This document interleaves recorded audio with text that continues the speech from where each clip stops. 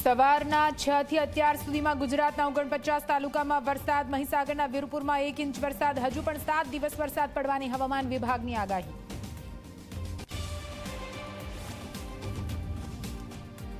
રાજકોટના ઉપલેટામાં વરસેલા ધોધમાર વરસાદને પગલે હજુ પણ ખેતરોમાં નથી ઓસર્યા પાણી. મગફળી, કપાસ, સોયાબીન સહિતના પાકનો થયો સફાયો.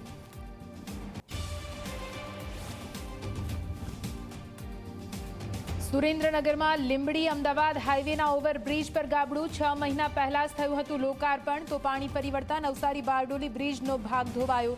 વાહન વ્યવહાર થયો બંધ.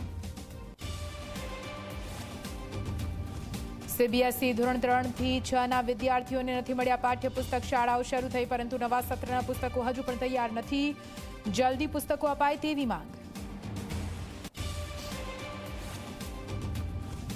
પાણીપુરી ખાતા પહેલા સાવધાન. વડોદરાના કરજણમાં ચેકિંગ દરમિયાન મળ્યું દૂષિત પાણી. મસાલા માટે પણ સડેલા બટાકાનો થઈ રહ્યો છે ઉપયોગ.